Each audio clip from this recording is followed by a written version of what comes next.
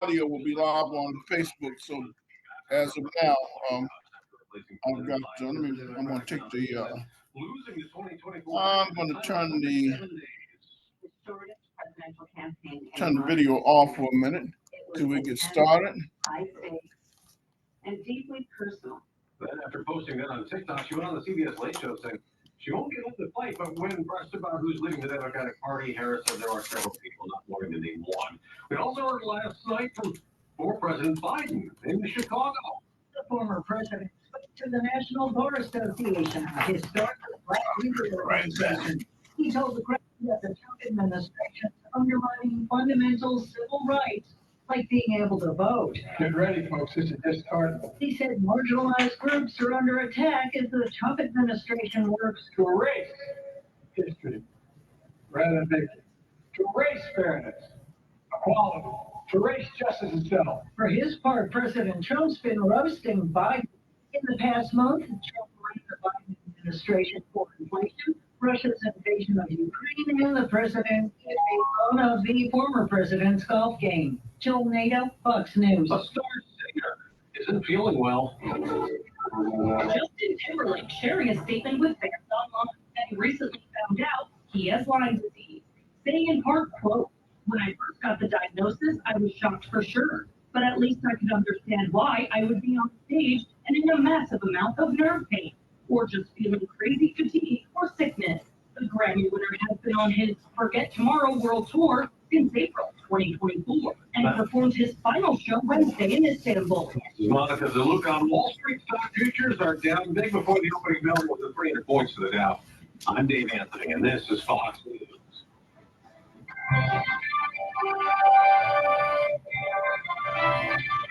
This is Viewpoint, a presentation of the News and Public Affairs Department of AM 1490 WHPV. We welcome your input on the issues of the day. You can contact us on the Viewpoint line by calling 875-1490. The opinions expressed by our callers and guests do not necessarily reflect those of the management and staff of AM 1490 WHPV. And now, here's today's Viewpoint. And good morning, and welcome into the Friday morning Viewpoint.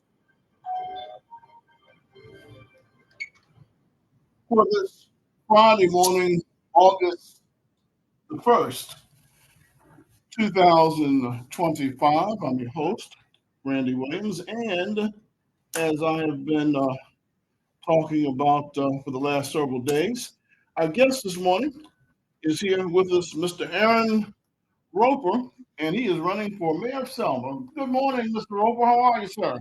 Hey, good morning, Randy. How's it going? And good morning to all of Selma out there in radio land. You guys see this going fine? You hear that radio voice he's got? I think he's trying to take my job. Well, Randy, when you need a day off, I'm more than willing to stay. I'll keep that in mind. How's the campaign going? Randy, I will tell you, this campaign is going very well, very strong, and I will tell you, my team and I, we are ready to get to August 26th. Everybody's geared up. I've seen some people start to change their shoes so that they can resole their shoes so that we can get all the way to the finish line and deliver for Selma. Let's back up for those who may not be familiar with you or know who Aaron Roper is. Give us the rundown. Where were you born? Where did you go to school? And the first portion of your life, and bring us up to date into how you ended up back in Selma. Great, Randy. And so many of you out there in radio land know that I was born, raised, and graduated right here in Selma, Alabama. I graduated in the class of 1996 from Selma High. Grew up over on Boland Avenue over there in Ward 6. After I graduated at age 16, I moved on and I served in the U.S. Army. All right, shout out to my Army brothers and sisters out there. And after serving over 20 years in the Army, retired as an Army First Sergeant. Over the course of time, I was able to gain my bachelor's degree, my MBA as well, while still serving in the military. And as I was in the military, I served in the Army Rangers. Many people know exactly what the Army Rangers are because they're on TV a lot. Served in the 82nd Airborne Division, retired from the Special Ops Command, deployed 6 times to combat between Iraq, Afghanistan, and Kuwait. Also, I moved back here in 2021, not just to retire, but also to reinvest in our city. And my investment came mostly in people. When I moved back here as a veteran, I began to help veterans as I've been back here. And so over 10,000 veterans have found me right here in Selma, Alabama. I would love to think that at some point I'll be a tourist attraction, but in reality, been able to help a lot of veterans through our work right here in Selma. But in between time, what I've also done is I used to work for Amazon. I was an operations manager for Amazon, and so when you order products from Amazon that showed up, that was me on the other end, making sure that it shows up consistently and on time. All right. And Randy, after I left Amazon, I started a small business. In that business, I delivered 80,000 packages a day for Amazon. What? Yeah, so over in Atlanta, that was. It sounds like it was a headache. You know, traffic in Atlanta is not traffic. It's not like traffic in Selma. No, I don't know. Sometimes I might take Atlanta over Selma. It's not as intense, but the drivers do at least seem to be, if they do follow the law. We're a little lawless here sometimes. No comment on that. And so after Amazon in Atlanta, what happened? Yeah, and when I moved back here to Selma, I actually became the tax collector. I was doing some civic work over helping my church, Green Street Baptist Church, and then I ended up becoming the tax collector. And so many of you know that I served as a tax collector down at City Hall. I served, I think that was 2021 when I served as tax collector, and served down there for about 15 months. And during my time there, Selma was dead last when it came to property tax. All the rest of the counties across Alabama were collecting property tax over at the county. Selma was the last city collecting property taxes, so I was able to successfully move property tax over there to the county. But also during that time, we modernized our systems, which enables you to be able to get your business licenses either online or you can walk in. So there's a hybrid option. I know that we still have some people that are old school, which is fine. All right. But also we have people trying to do business with Selma that's outside of Selma. And given that we placed online all the standards for online, and it allowed them to be able to get their license. And Randy, in 1 year, we went from 2,000 to 4,000 businesses in 1 year just by having that hybrid option, but ultimately bringing efficiency to government through that office. Also, I served as the chief operation officer over at Ammonite Missions. Many of you know, which is a major nonprofit right here in Selma. And as the chief operation officer, I was able to lead multiple departments like the recreation, the nutrition, education, administration, and community assistance by synchronizing all these departments to be able to be aligned in one direction. So what made you decide to leave the Edmondites, and what did you do after that? Yeah, and so Randy, that's actually a good question. I had that question. I get that question quite a bit. Many people don't know that I actually had a little medical situation. Yes, I could not see. Okay, that's good. I remember that. Yeah. Yes, I couldn't see, and so I think that was in January. In January, I went to the doctor because I could not see my computer screen, and so all the letters on paper they were floating. Wow. And what happened is I had actually developed vertigo. All right, and the doctor put me out of work for 6 weeks.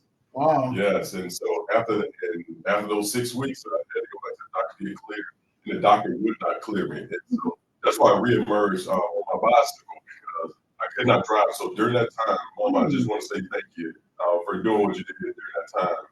Mama, Fawn, everybody, they were driving me around town. I had to get my hand and eye coordination back to get to a point to where I could see a computer screen and actually be able to process. And many people see me with like a little tablet when I have a little tablet called a Remarkable. And what that does is like it reduces the backlight and allows me to see, be able to see consistently. Wow. So I would imagine that being a paratrooper probably had something to do with that, huh? Yes, Randy. It had a large part to do with my combat experience and being a paratrooper. As a paratrooper, you're jumping out of airplanes, and sometimes you bang your head on the ground. Thousands of feet up in the air, huh? Yeah, and then you come down, and you don't always come down feet first, huh? Sometimes the wind changes, and Wow. that's what people don't know about jump out of airplanes is that above the trees, the wind is just going. Wow. But when you get below the trees, it changes. the wind changes, and sometimes it will push and pull you in different directions. And so, but that's why you have to trust in your training, your equipment, and your leaders. And that's what we have to do in self. Because I will say that thankfully I was never hurt as a paratrooper. Right. Meaning that as I came out the plane, you had to keep your feet and knees together. You must be disciplined, because if you're disciplined, you will come to the ground appropriately. Now, I didn't say that you would bang your head a few times. So, No, actually, my oldest brother did 5 tours of duty in Vietnam, and he was a paratrooper, and I think he broke his leg once, and so I know it's a pretty serious. It's really it's deadly, actually. Now, would the Rangers be the equivalent of the Navy SEALs? yes, sir. Yeah, Yes, sir. that's what I thought. And so the equivalent of the Navy SEALs. And so I served in the Army Rangers. And so the Army Rangers is one of the most lethal forces out there. So, but I'll share with you, there's a difference between SEAL Team 6 and the Rangers. What the Rangers does is the Rangers bring individuals at the lowest level, all right, and then they grow them. And Navy, Navy SEAL Team 6. SEAL Team 6, they start at the senior level, Right. and then they go up. And so, so I say that the Rangers is much better, because they bring you in, they grow you, and they make sure that we master the basics. And that's one of the things that I pride myself in doing, is that let me just master the basics. I don't want to be fancy. Let me just master the basics, and everything will come. You may relate to this, because when you said that, you made me think about the martial arts, and it was, I don't know if Martin is still around or not, Kuk Suwan, excuse me, which was a North Korean martial art, and Aikido are opposites in the way that they train. Kuk Suwan, you start, from the very beginning, they teach you pressure points and pain. Aikido starts on the bottom. You're on the basics and your basic movement, and then when you get to be a black belt, you finally learn how to do pressure points and that kind of thing. But Kuxiwan starts out with pressure points, so it sounds like the difference between the two, martial arts styles. So that should be pretty interesting. Let me ask you also, what at 16? How did you end up graduating at 16? What's the story there? Randy, I had to go back and ask my mom. And so, of course, she said, well, I wanted you to be close to your brothers, Andrew and Andre. All right. But in reality, I had a pretty good start. I started by going to school at McRae Learning Center a long time ago. When McRae was over on Martin Luther King. Right. So when it first started, huh? Exactly. And I really credit teachers such as Mr. Capers with all that he did for me to get me through that process. And so I was able to read and really learn all the basic items. And then when I went actually to the first grade, they gave me a test, and they realized that I was advanced. And they skipped me from the first grade and went directly to second grade. Wow. And so that led me to end up graduating at age 16. That's pretty interesting. Okay. Now, the $1 million question. Why are you running for mayor?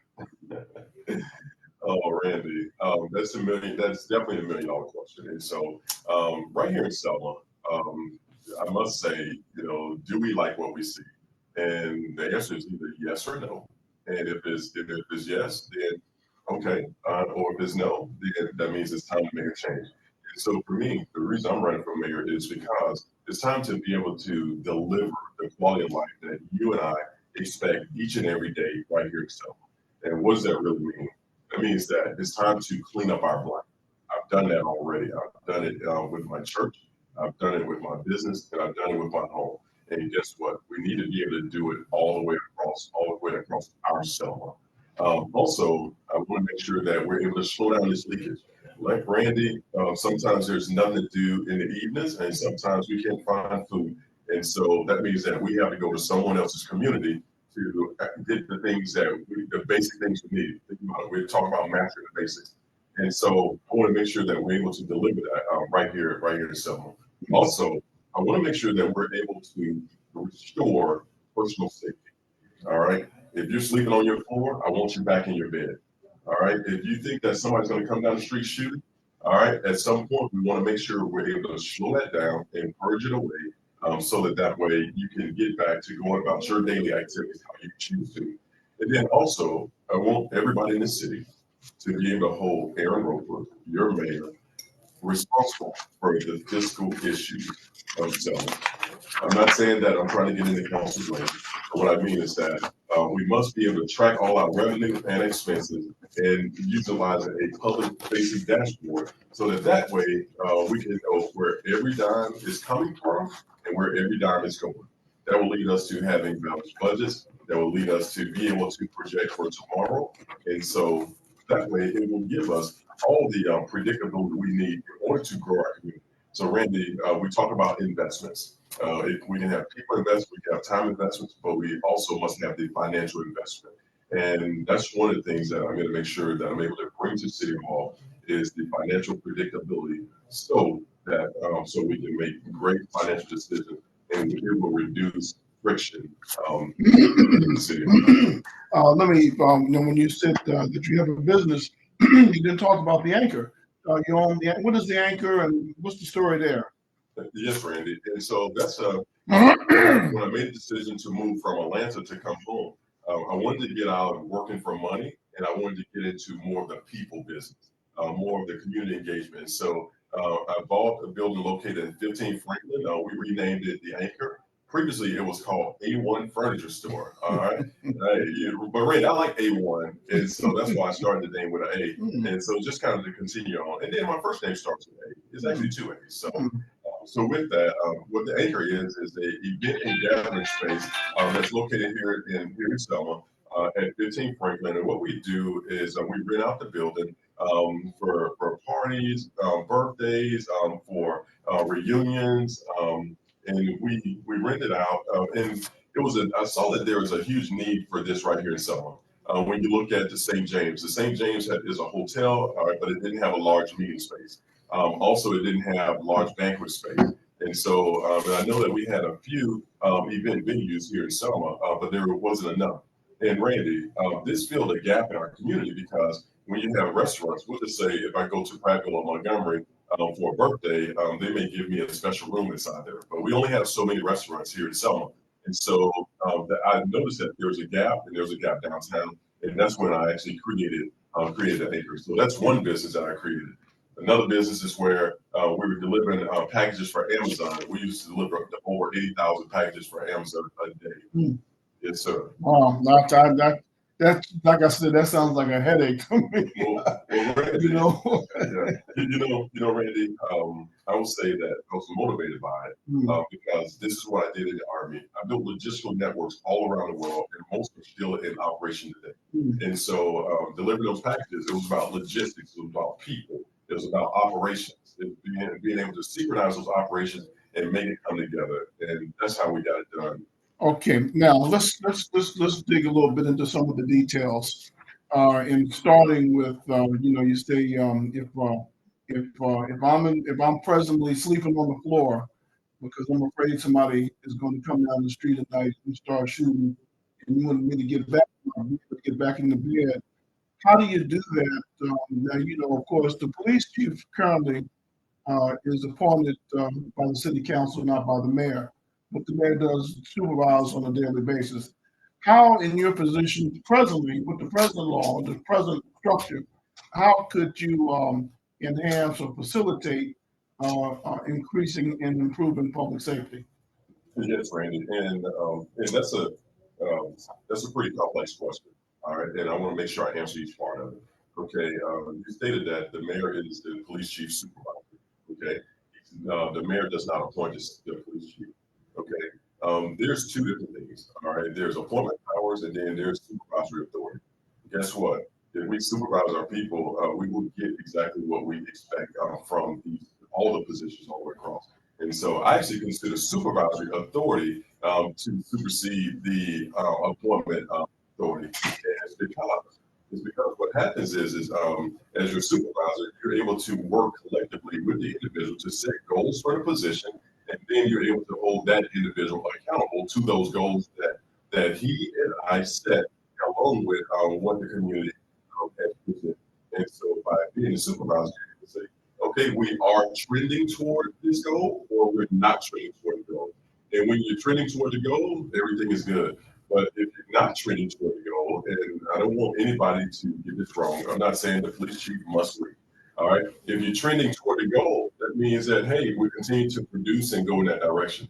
But if people are not trending toward the goal, then we ask them to recorrect. And after they recorrect, sometimes they'll get it right, sometimes they won't. But that's why being a good supervisor is important. I'll share with you, Randy, just a quick example.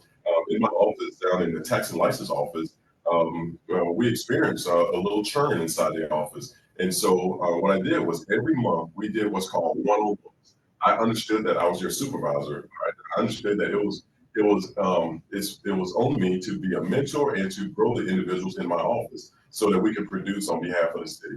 And what I will tell you is that every month we sat down and we conducted the one-on-ones. And when we did the one-on-ones, we set goals. And I was really amazed at the individuals in the office.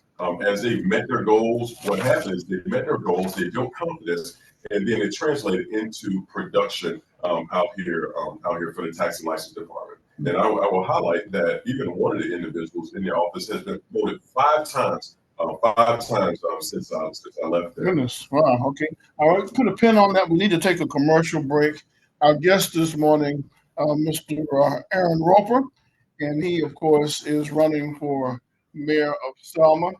You can also, and we're going to open the phone lines up in a few minutes, but you can also catch us live on Facebook on the Selma Post Herald Facebook page. We'll be back with more after these messages.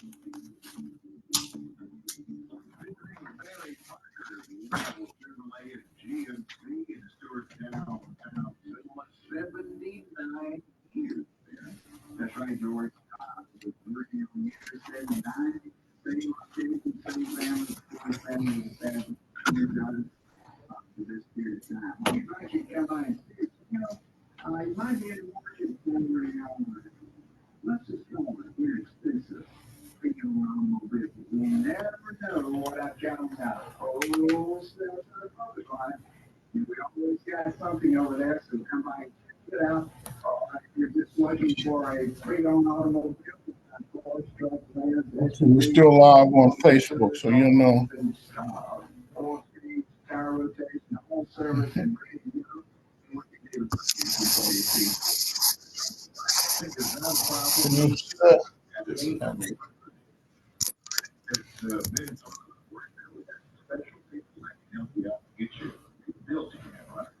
we got the corporate and the financing approval. So when everybody else says no, the reliable team says yes. Of course, with not only the pre-owned automobiles, just mentioned, and also line a brand spanking new Chevrolet GMC as well. Check us out on your website at reliablegmc.com or come see us at 14th Lawrence Street, right across from the post office, or give us a call 872-2337. Come check us out today at reliablegmc.com. Give them a call 872-2337. And remember, reliable, truly has it all. 1490 WHB. Before we get back to our guests, we're going to head down the street to Cornerstone. Jewel Williamson. Good morning, Jewel. How are you? Good morning, Randy, and I'm good, and I hope you are. Yes, ma'am. Just trying to deal with this heat, this exhausting heat. If you don't talk about it, then it doesn't bother you that much. Don't talk about it. That's what I tell my folks. We're not going to talk about it. I know that's right. What we've got to do. Today, I've got something just for you. 117 Arrowhead Point. It's down on the river, down at River Oaks Landing.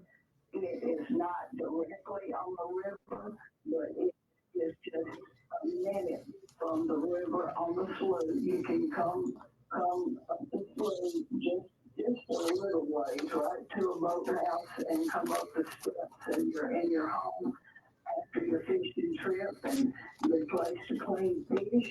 But Arrowhead Point is a wonderful home. It's got beautiful wood ceilings in the vaulted great room. It's got more cabinets than you can think about using. just many amenities and a huge bedroom that is upstairs, 2 other bedrooms downstairs. It is ready for a new family.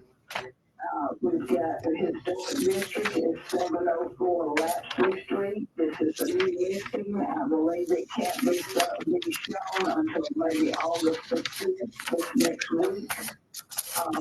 It has 5 bedrooms and 3 baths, a brick home, 4,000 square feet, built in 1920, and the pictures are gorgeous. 602 Church Street is another home that we have listed in the historic district, and it has 5 bedrooms, 3.5 baths, and this is a home that I have talked to you about. You could live in it, if the one family could live in it, or you could have 3 possibilities of living in one part of it, and 2 other possibilities of income. So, this is a possibility. I see a lot of this going on. I was in one yesterday. A man had 2 Airbnbs going on in his home. So this is something that is very popular, and people come from all over the country in Selma. So this would be something that might be of interest to either a family that wants to earn income. We've also got something I was thinking about. We've got 10 acres out on Old Marion Junction Road. Sandra Mitchell has this 10 acres, and we haven't had a new subdivision in a long time.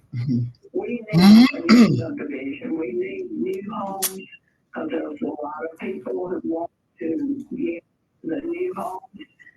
So this would be something for some of you investors to think about. You never know, build some spec homes there, sell lots, get it surveyed and sell lots there. So a good possibility there on Old Marion Junction Road. Give us a call at Cornerstone Realty, 519 Lauderdale Street, 800-441. We've got about 11 agents that can help you. We're knowledgeable. We're willing to help you. We work early and we work late, no matter the heat. So come on down to Cornerstone. Well, Jewel, it's always a pleasure. Always good to talk with you. And that sounds like you've got some real nice stuff. Boy, some real nice properties. Yeah, we've got all kinds of lots that people want to buy the property next to them to increase their land or build something on it or just all kinds of things. So never know what we're going to have, never know what we're going to get. So that's the excitement of every day of what's going to happen. Well, thank you so much, Jewel. We sure appreciate you, and I look to talk to you the next time. Yes, ma'am. Have a good weekend. And that was Jewel Williamson at Cornerstone Realty. They're right down the street from us.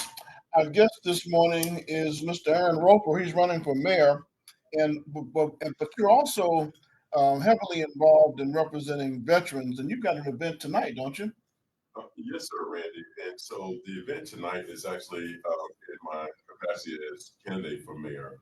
And so tonight, which is the first Friday, we're going to have what's called Right Arm Night. It's Right Arm, as Citizen and Soldier evening. It's going to happen at 3 Lauderdale Street, right here in Selma. That's located at the corner of Lauderdale and Water Avenue, right there in the entertainment district. We're going to have live music, we're going to have food, we're going to have fun.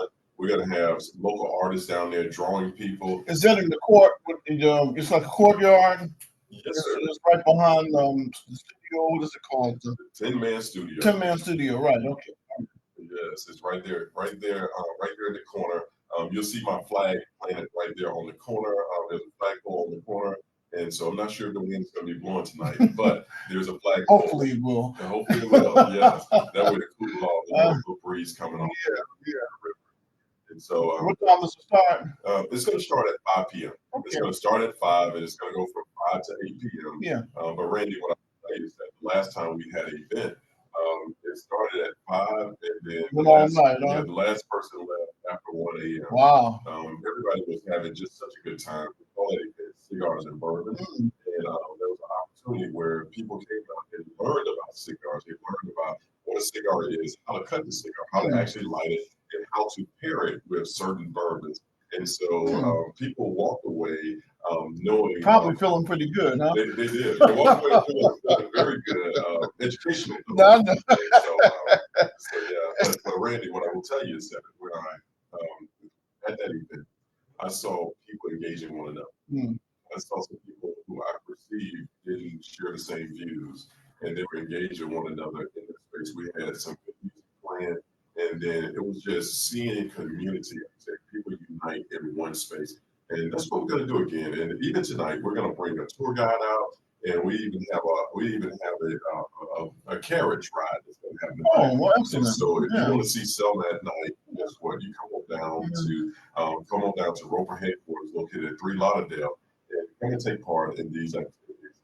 I used to talk about us having a carriage, in Atlanta does it. Atlanta and New Orleans probably do it the best in terms of the carriage ride. There's no reason why we can't have one here, downtown. So that sounds good. Well, Randy, I'm always very clear.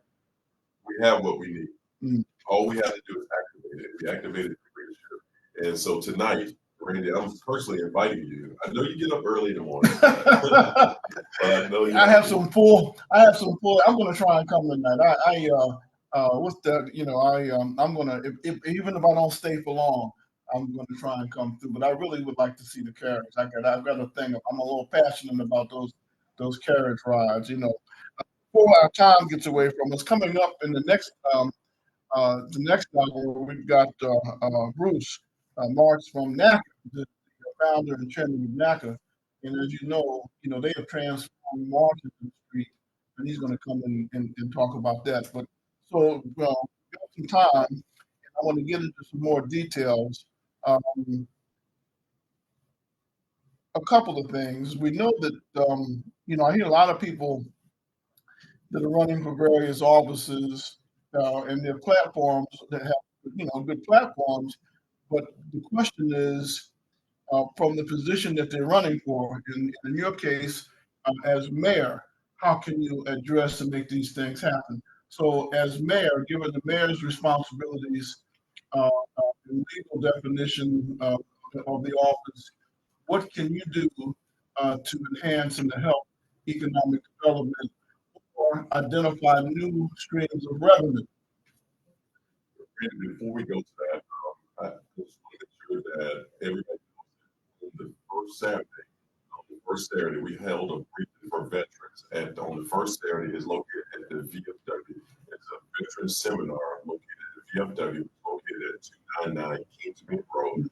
Every veteran that has any challenges through the VA, we ask that those veterans come to the VFW so that they can get help. And we started that briefing at 10 a.m. And the briefing goes from 10 to 11. And then I meet with veterans one-on-one, whether it's a veteran or their family, so that I can understand their challenges and be able to solve their challenge. And so that's what we do on the first Saturday at 10 a.m. And I'm asking that every veteran in Selma and any of the surrounding counties, please come out if you have any challenges. And I always say, if you're not rated at 100%, this is where you want to be, so that way we can work together to get you to the max, because these are the benefits that you've earned, and we want to make sure we're able to deliver those benefits. And Randy, just like you talked about economic development, through this briefing right here, over 10,000 veterans have come here to Selma by way of either physically or virtually, and we've been able to help over 10,000 to the point to where over $16 million a month goes directly to veterans that have found me right here in Selma. And so that's one of the ways that we're able to deliver both community engagement as well as economic development, because we know that when it comes to economic development, we got to have the resources in order to do this. And so as mayor, there's a few things that you're responsible for. Number one is, yes, we must deliver the day-to-day services. Day-to-day services are operational. That means the systems are good. The systems are functioning, whether it's cleanup, whether it's the lights working, make sure that we have safe streets, ensure that those things are in place. It's the bedrock of being able to transition to the economic development. Mhm. So, so you think, so in other words, you're saying that just by doing your day-to-day responsibilities, the debt is enough to enhance the process of economic development. Randy, it goes further. That's the first portion of it. Doing your day-to-day role at the highest and best is what can initiate it. However, after that, you need to be able to work with the Chamber of Commerce, so that way they understand when industry is ready to come, that we have all the things that's appropriate. For instance, we need to be able to grow our workforce. And what level is our workforce? And if the chamber is telling us that our workforce is not appropriate, we need to be able to identify those items, whether it's high school diploma, GED, associate's degree, bachelor's degree, and resumes. Being able to get these resumes online and so that they can be accessible to those individuals that are seeking to come and bring businesses to our town. And now, your background as a tax collector, uh, has that helped you in any way? Has it helped you in any way be effective uh, as the mayor? Yes, sir. And so, Randy, the way as a service tax collector, this is definitely helped me to be able to serve on day one. On day one, I don't have to go and learn everything about municipal government. I've actually participated in municipal government. I've worked with this current mayor, and I've also worked with this current council. We've had ordinances passed, and we've been able to facilitate things to get approved. Okay, for instance, we went from 2,000, 4,000 businesses in 1 year. That was when we automated our business license structure, and it ended up producing great results. Also, what it did was it created transparency as well as compliance all the way across. We reduced the number of businesses that were previously tax delinquent, but we've been able to shrink that number down. But more so, as we shrink it down, we developed plans with those businesses so that they could get into compliance and still be able to operate day to day. And but the biggest thing in it is we're able to identify exactly who. There's no more guessing. We're able to identify exactly who don't have a license, exactly who with discussion instead of just making large statements saying everybody needs to pay their taxes. Let's have a conversation with the individual because we have more people in compliance than we have out of compliance. And also during that time, I was able to implement what's called the gross receipts. And so what gross receipts is that if Randy, if you and I have the same type of business, the same radio business, if you're doing $5 million a year and I'm only doing 100,000, your business license is going to cost more than mine. It's because you're doing more volume, and with that, we were able to implement gross receipts, and we saw over $200,000 increase in our business license process as a result of that. Now, Randy, I will say that what if we had been doing that 20 years prior or 10 years prior? Imagine what would have happened that would have facilitated being able to pay for some of these essential services that we need through that office. Okay, now, you talked about your work with the mayor and the council, and I would think that probably one of the number one complaints I hear on a regular basis is that the mayor and the council perceive as not being able to get along. Council members say that they have approved 90% of what the mayor proposes, and it's the 10% that they don't agree on, but that 10% makes a lot of noise and gets a lot of attention. And so, even with, you have 2-hour minimum work sessions, and then you still have a 2-hour minimum city council meeting. What would you do different? What would be your approach to working with city council? And do you see being able to de-escalate that relationship? Yes, sir, Randy. And so there's a process in government. Okay, there's some things that are very complicated, and in our current structure, you have committees, then you have work session, and then you have the actual council meeting. In the committee, that's a time where you can really get down into the eaches and really have experts come in and talk about what the issue is and what they're seeking. Okay, and that's something that comes from inside City Hall, whether it's with a department head or bringing the expert on the side, so that way you can collectively sit down in an environment where you can talk about it and identify exactly what the friction points are or what's getting ready to come up. Okay, and also that's an opportunity to say that, okay, what are the resources that we need in order to do this? Is it people? Is it finances? Or is it policy? And if you can satisfy all three of those, now it's time to move forward. And now it's time to move forward to the work session. When it moves forward to the work session, now it's okay. We discussed this in committee. We are all aligned, and the mayor's office is going to provide. A. The council is going to provide B. Okay, and we already have C. Now that we have that, now it's time to move forward to the vote. Okay, and that's where the actual council needs to come.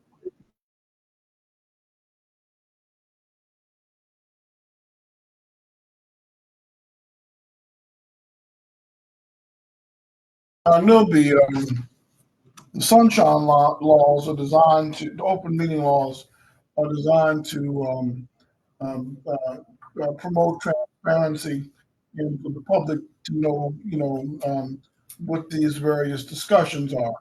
How would you approach being able to have a one-on-one relationship with the council president and council people without violating the sunshine law? Well, that's pretty easy. And so no one said that you can't have a one-on-one conversation.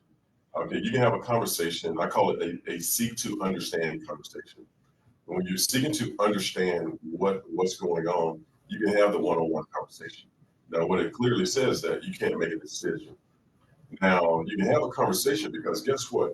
At this point, you're increasing their understanding on whatever the issue is. And so that's something that will reduce the friction because the more you know, the easier it is to talk about it and to get to the actual overall goal.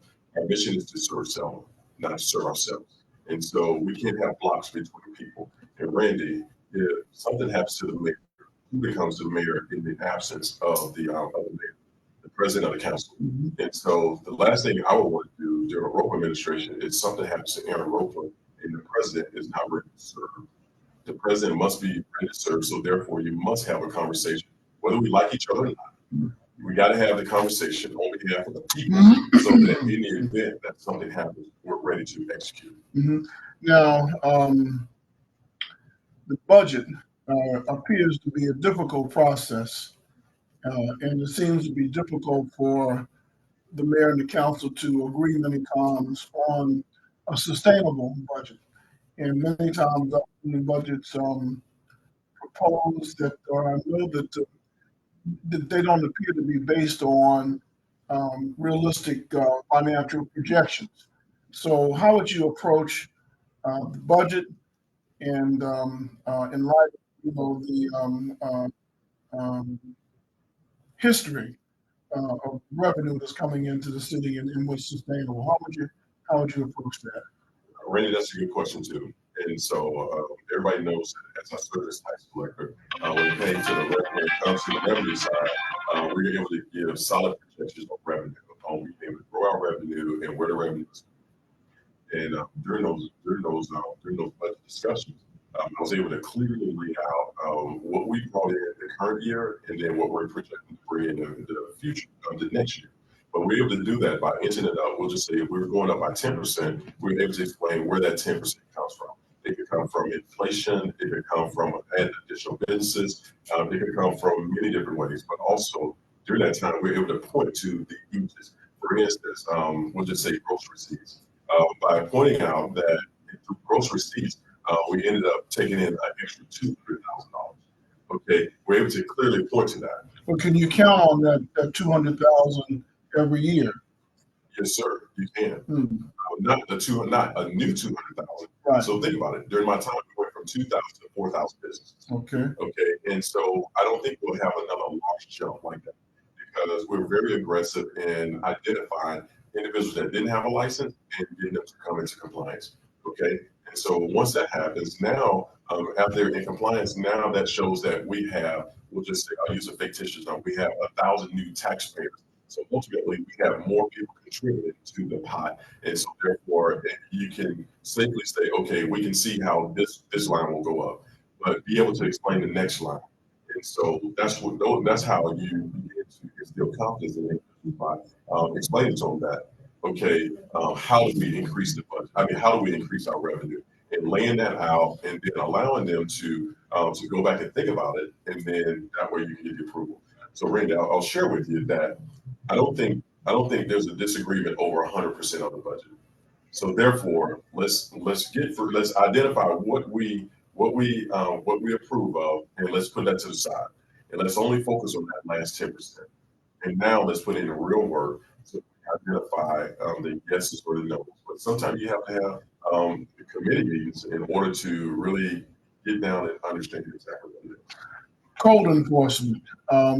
Would you agree that code enforcement may very well be the key to maintaining infrastructure and to get us up to where we need to be in terms of the way the city looks? Randy, I'll tell you, the code must be enforced. That's non-negotiable. And we got to make sure that we have qualified individuals in code enforcement that are willing to have the fortitude to enforce the code no matter what, friend or no friend. We got to make sure that we have somebody that's willing to enforce the code, understands the ordinance, and willing to ensure that we do this for everybody. Now, Randy, you and I can probably agree that we can go down, we can take right across the city and identify 100 code violations. By identifying 100 code violations, if we translate that into a citation, just like if you're driving too fast on the road and the police give you a ticket, once they give you a ticket, you got to pay that ticket. And so the judge may let you off and say, hey, I'm going to slap your hand and say, you don't have to pay it this time. But now you've increased your awareness, and now I'm not going to speak anymore. That's the same thing with dilapidated buildings.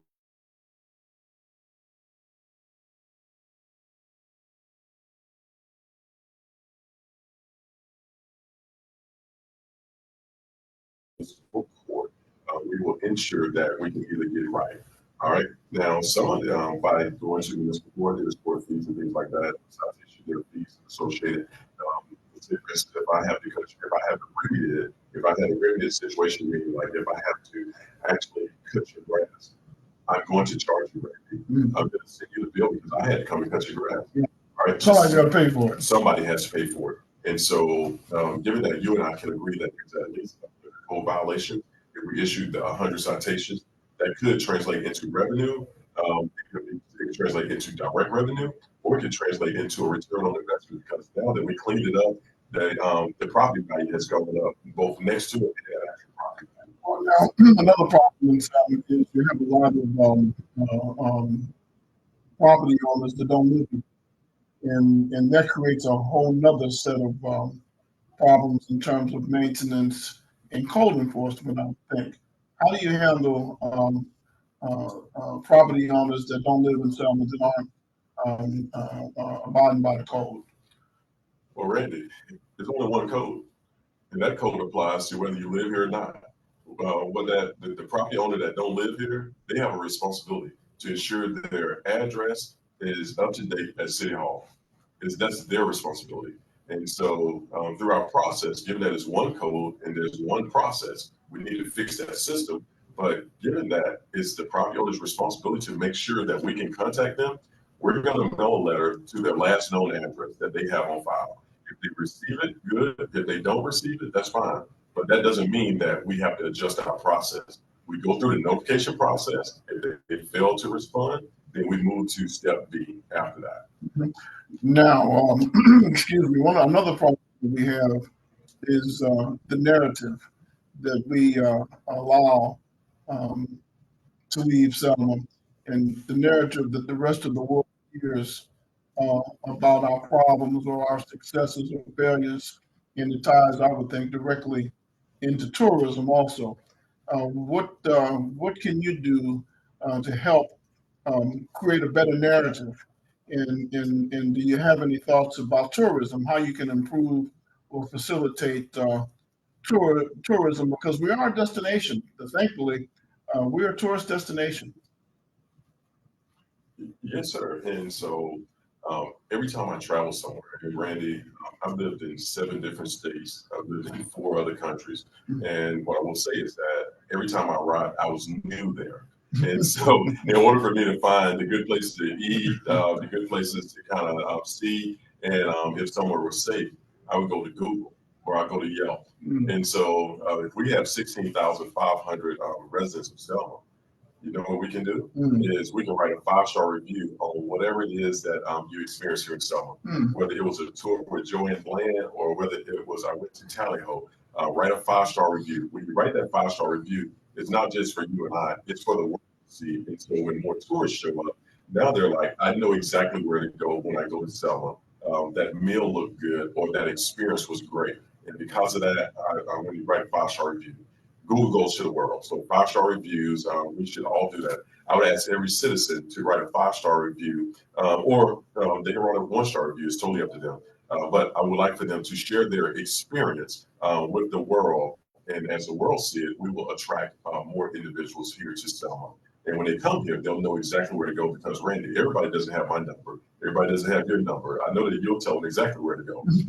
But by being able to put it online, it's global, and so that when people come to Selma, they'll know. The internet is certainly a game changer. Tell you what, we're going to take this last commercial break, and when we come back, let you start winding up or wrapping up, and give us your final thoughts and comments as we prepare for the next segment that's coming up. But first, let's do these commercials. Okay, make sure you say everything you want to. Don't forget your contact information and the website if you have a website and all that. George's has the latest advanced technology, especially designed for today's multi-tech vehicles. A 5 calibration system restores safety features like lane departure and collision sensors. The 2 new cheap frame machines and computer laser measuring system delivers pinpoint accuracy down to the millimeter. And the 2 new downdraft paint booth units provide perfect quality retention. And with the reconstruction comes a much larger facility designed for an increased capacity and quicker turnaround time. George's deals directly with your insurance company, but they work for you. Call to schedule your estimate and repairs today. Please go to Eric and Scooter Market at George's Paint and Body Shop, 1252 Chestnut Junior Boulevard, or call 334-872-1441. Y'all new George's Paint and Body Shop has reopened in Selma. Hi, George.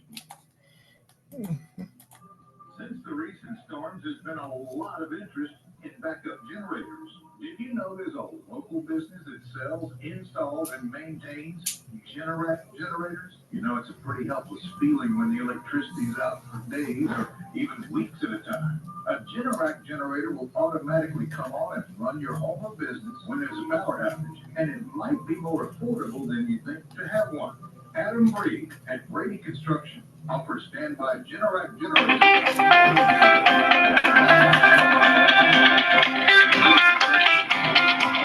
Maintain your equipment. Hello. Interest financing options available right now through Synchrony Bank or other local. Hey, Bruce, how are you? Where are you? Okay, you coming in the front or the back? Okay, let me see here. Which side are you closest to the studio or to the other side? Okay, I'm gonna come and open the door for you. Yep.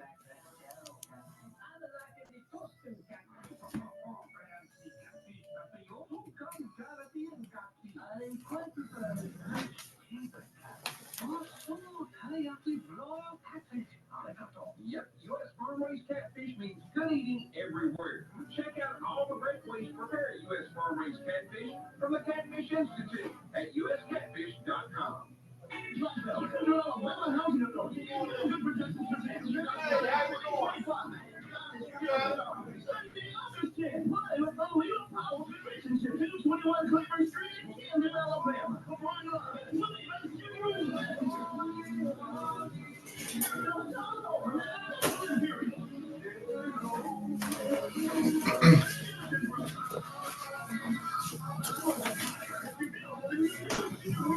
Hey, Randy. Good morning. Good morning. Good morning. How Good. you doing, We're my wrapping this segment up. Okay. How many people do you have?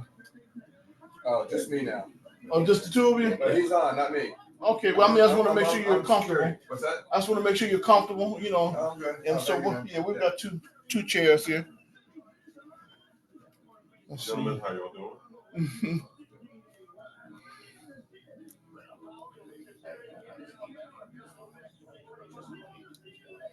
1490 WHBB. Naca's in the house. Bruce has arrived, and so we're gonna start with him in just a few minutes. But before we do that, of course, we're going to wrap up this segment of Viewpoint with Mr. Aaron Roper, who's running for mayor of Selma. So, Mr. Roper, give us the rundown, huh? What the although we may have you come back again the last week, I'm gonna we'll do some more with the mayoral candidates as well. But I don't know if we're gonna repeat this program or we're gonna do a new one. But for right now, just assume that this is your opportunity to make your presentation, your pitch to the voters of Selma. All right, and thanks, Randy. I want to be very clear. I'm running for mayor because Selma deserves real leadership. We deserve it. We pay for it, and we want that to be delivered. We want leadership that serves, solves our problems, and also shows up every single day. I've spent my time, whether it's leading in combat or leading right here in our own community, whether it's in crisis or in times of peace. I'm ready to serve Selma as we go into our next chapter. Our city has struggled with broken systems and also with broken trust. I'm ready to stand in that gap and rebuild each one of those. Now, I know that I bring a rare combination of operational experience, integrity, and personal commitment to Selma's revival. My focus is going to be on making sure that we get our infrastructure right, which is going to deliver your quality of life. We're going to make sure that we're going to have economic inclusion, and we're going to be very effective in our local governance to ensure that it aligns with what our Selma looks like today. And so I've demonstrated that. I've demonstrated the vision of being able to turn our vision into results, and particularly for our underserved community. I'm asking for everyone's full support to go to the poll on August 26th and vote for Aaron Roper to be the next mayor of the city of Selma. And as you cast your vote, what I will tell you is that you can hold me accountable. I'm not looking at yesterday because I know that it's time for our tomorrow to start today. What tomorrow starts today really means is that there's no more excuses. There's no more blaming. The mission is bigger than the blame game. It's time to transition into solutions, into results that we can see and that we can feel. Because if you can't see it and feel it, it is not real. And what I'm telling you is that as a leader, both in life, battle, and right here in our community, we see the results. All I'm asking someone to do is allow me to scale it, because I've been able to produce $192 million with no staff. Just imagine what I'll be able to do if I had a huge staff. And that was not my job. I delivered economic development. I delivered it directly to the people. And if you ask any veteran, they feel it. And that's why it's time to scale that all the way across our community. And I'm asking everyone to come out on August 21st as well. Come to the VFW. We're going to have a community expo, and we're going to have the USDA in the house that's going to help people fill out the forms to get the $40,000 grant. We're going to have the VA claims clinic in place to be able to help them as well. We're going to have the USDA for homes to be able to 40,000 to get to go towards a home. Exactly. Okay. The 502 and the 504 loans. Okay. We're going to have a career fair where individuals that need a job, you're going to want to show up there. And individuals that want to get in school, we're going to have the local schools there so that you can sign up for school. And we're also going to have the Chamber of Commerce, and we're going to have UAB there. What I'm telling you, Randy, you're going to see how Selma can work. So on August 21st, I invite everyone, whether you're here in Selma or the surrounding communities, come out and see how Selma can work, because that's the Selma that we want. We've demonstrated how our entertainment district can work so we can attract our young professionals. We've demonstrated that we have the things we need right here in Selma. And if you come out tonight, you'll see that again. And lastly, all I'm saying is that now it's just time to select a leader. It's time to select a leader to lead us into what's happening next, because our tomorrow, Randy, your tomorrow, and Bruce, even your tomorrow, starts today. Thank you, Randy. Okay, thank you. Thank you so much. All right. That's Mr. Aaron Roper. And I'll tell you what, we're going to make this transition, play a few commercials as we make the transition into our next segment with Naca. Thanks, Randy. Yes, yes, sir. Yes, sir. It's always a pleasure. Pleasure's mine. And I'll try and make it tonight, and then we'll be in touch, because I've got some special rates on the website in terms of the advertising. And then I think I gave you the rate card for, but I think you said you want to focus mainly on the morning show in terms of, so those packages may not really, they may be a little misleading in terms of, unless you want to reach the total audience, depending on who you're trying to reach. So we have to sit down and have that conversation. Okay. Yeah. I'm gonna free up next week, and so I'll have a little extra time next week, so I can stop by and we can chat about it. Yeah. And figure out where we go. Yeah, that sounds like a winner. And you may have I'm sure you have a budget, that I'm sure you've already developed or that you're working on. Yes, sir. We gotta have a budget, Randy. Oh well, I know you got a budget. You can't operate if you don't have a budget. Yeah. Mr. Bruce, don't forget your water. Oh, yes. Yeah, come on in, sir. Doing fine. Hey, Bruce. Hey, Aaron Roper. Good to meet you. Yeah, I've come across you a few times, but yeah. So I'm glad to see you here. Glenn. Hey, Glenn. Hey, Aaron Roper. So, overall, how's it going? Because I know you're gonna be on the And second. we're still on Facebook, so people can hear the conversation. You should come by, so we're doing this huge event tomorrow, right? Mhm. So you should come on by. Yeah. And what time are you doing it tomorrow? It is from 12 to 5. There'll be hundreds of people that will be sent out to every somewhat resident. But tell me what you're doing though. We're gonna show the houses, we're gonna show how we revitalize Washington Street and how that can be a model for the city. I mean, we own, Chris Samuels, Samuels Gardens, we own 20 acres there, we build 80 houses there. But these are beautiful affordable housing. So you're gonna build 80 of those houses over there? Well, it would be consistent with what the neighborhood, so it'd be more of a ranch house. Oh, more of a ranch house. Yeah. Okay. On that. But we own, a lot of lots here, so we can do, a lot more. We just want to show, we want to demonstrate what we can do. Okay. So you should come on by and see that. Yeah, I'll try to make it toward the end. I have some commitments already. Yeah. I have a standing commitment on the first Saturday at 10 a.m. And so it typically goes to about 3 o'clock. Okay. So yeah, so I'll try to catch that again. Okay. All right. Good luck on that. Come on around, Mr. Bruce. I think Hey, Patrick. Hey, you here? check that seat.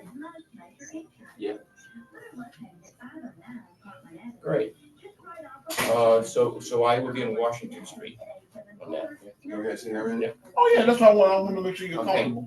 Sounds Yes, good. Okay, I'll see you soon. Okay.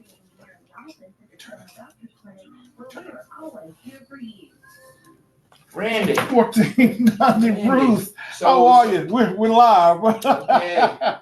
So Man. everybody's running for something, right? You're out, man. Well, this is August 26th is the mayor, city council, and school board election. Right. So you've hit right in the middle of the political season in Selma, which is always maddening sometimes, and so which is a good thing, and it's a good time for you. But man, how have you been?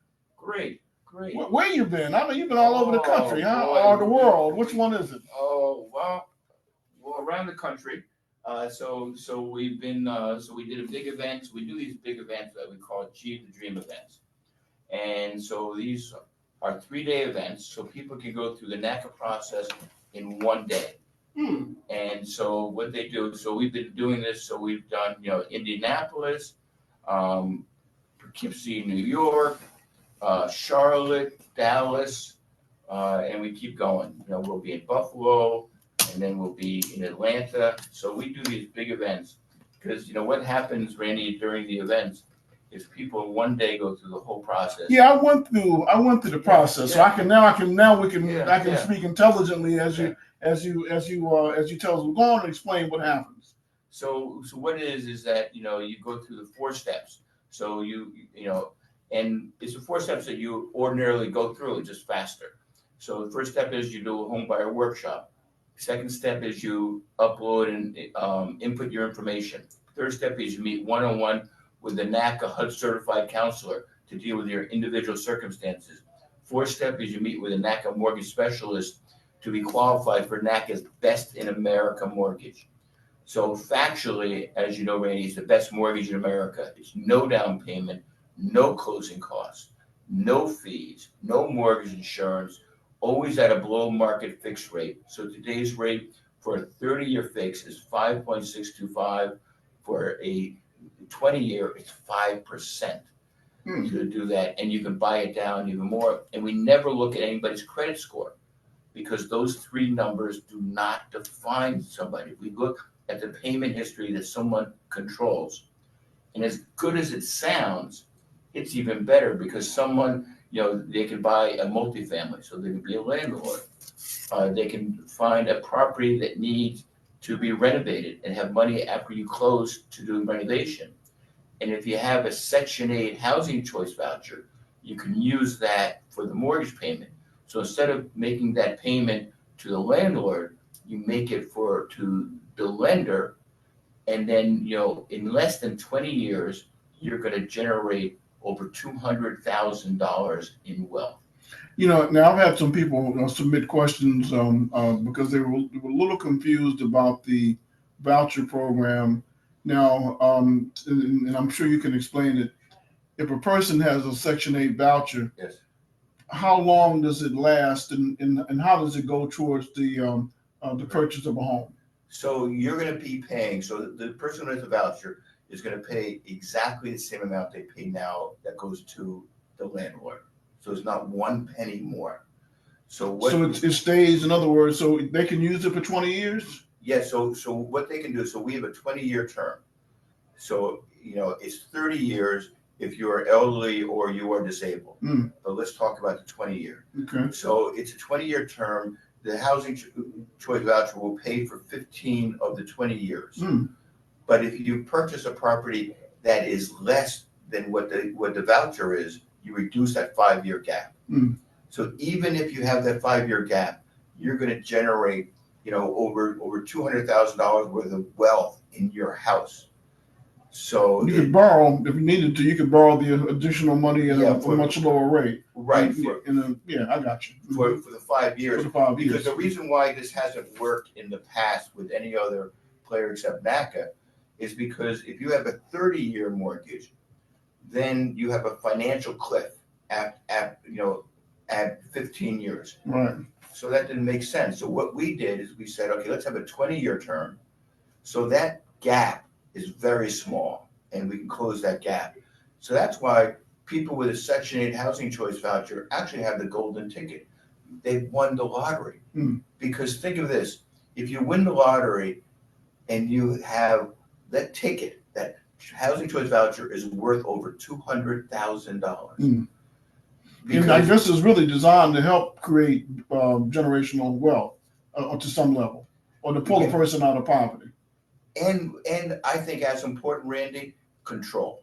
Because yes, you're going to generate, wealth for yourself and for future generations. Absolutely, and that's crucial. But you don't have to be subjected to a landlord who you have to ask all the time to do this. What color can I paint my room? Can you fix this and all that? You control your house. You control your neighborhood. Because who's the most effective crime fighter? It's a homeowner who's going to protect their house and their community. So that's why. So we say to anybody with a housing choice voucher, you've won the lottery. You got the golden ticket. That's worth over $200,000. And you can use that and not pay 1 penny more than what you're paying the landlord, but generate that over $200,000 for yourself and your family and for generations to come. Instead of it going to the landlord. That is absolutely right. Tell us, and there may be some people that don't know the Naca story. How and why did Naca start, and where are you in your vision for Naca? So I started NACA 40 years ago, and so it came out of the Hotel Workers Union, Local 26 in Boston. So we were the first union to actually negotiate a housing benefit for hotel workers, and so we did that. We got that done. We changed the federal labor law. Big deal. So I thought that was going to be the peak of everything that I did, because that had never happened by a local union. But even though we had the down payment and closing cost assistance, it didn't work because of the predatory, discriminatory lending that these banks do. And so we were the organization that coined the term predatory lending. We started that in the 1980s, that campaign against these predatory lenders, and we took it on. And we did a 4.5-year war against Fleet. We won that, and then we got the best mortgage factually in the country. No down payment, no closing costs, no fees, and a below market fixed rate. So we got $140 million out of that. Now we have over $20 billion of the best mortgage. And Randy, I can say factually it's the best mortgage because we're licensed in all 50 states. So sometimes the regulators will push back and they say, how can you say it's the best mortgage in America? And then we push back and we say, do your homework. And they do their homework and they say, yep, NAC is the only organization that can factually say it's the best mortgage in America. So we say to people, we do these events as I was talking about, but I can only say that NAC was an absolute success. About 5 years ago, when we would do these Achieve the Dream event for home buyers, and we get 10, 15, over 20,000 people come over the 3 days, and it's all word of mouth, with no media, with no outreach, just people telling their family, their friends, their co-workers, their neighbors, for affordable home ownership, you come to NACA. So we don't believe in marketing, because what is marketing? Money. It costs. Yeah. It costs us too. But it costs. But more importantly, you're trying to convince somebody to do something they're not ordinarily inclined to do. So our attitude and our perspective is, if you do it the right way, people will tell others. They'll come and they'll tell others. Word of mouth. Word of mouth, and that's what has worked.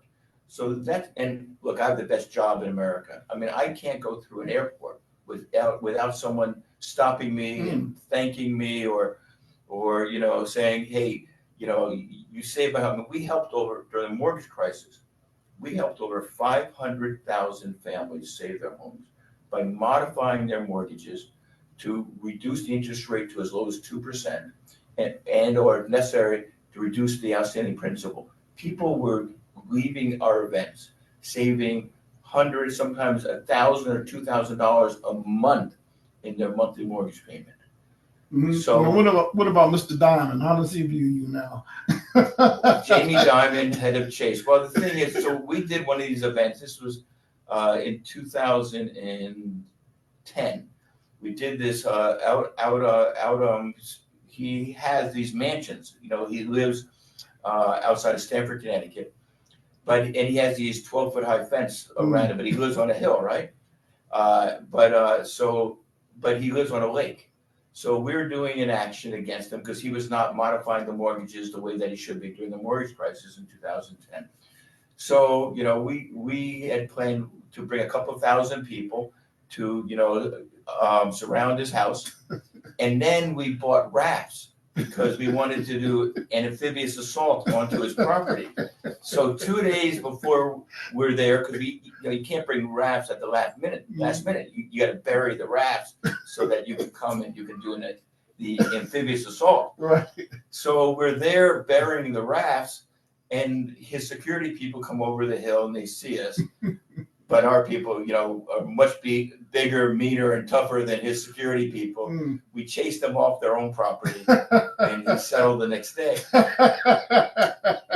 So we got the rafts, and we have 3.7 million members, but now we have drones. So you can go land, Take a different land, sea, or air to do that. And the best part is because we have 3.7 million members. Well, our members are the members who serve the ultra rich, the CEOs. So they can't go anywhere because they're in their homes. Who are the people who are cleaning their homes? NACA members. Who are their security guards? NACA members. Who are the ones taking care of their kids? NACA members. Who are driving them around? NACA members. They can't hide. They can spend all the money in their bubble, but our members service that bubble. So you were very strategic in your approach, and so now though you have a better relationship with Chase, isn't that correct? No. Well, we do with all. I mean, so we are. I would say, Randy, we are respected for our operations, and we're feared for the advocacy. But the best relationship we have is with Bank of America. Okay. So of the $20 billion that we have committed, $15 billion is with Bank of America. And what we're doing, just as that's what I want to get to Washington Street. Yeah. I mean, I remember the very first day waiting for the first house to come, and oh my goodness, the way the block looked, and it was in terrible shape.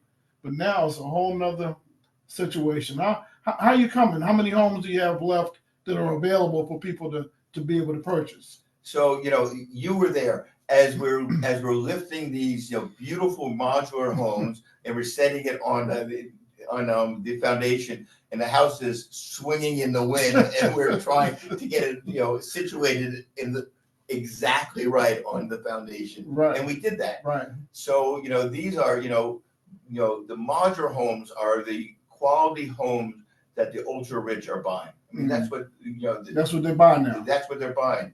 So these are not manufactured homes. These are modular homes that are the highest standard out there. So and so we have 10 homes on Washington Street. We've transformed Washington Street. I mean, we've revitalized Washington Street. So we're doing this street party, block party tomorrow on Washington Street. It's from 12 to 5.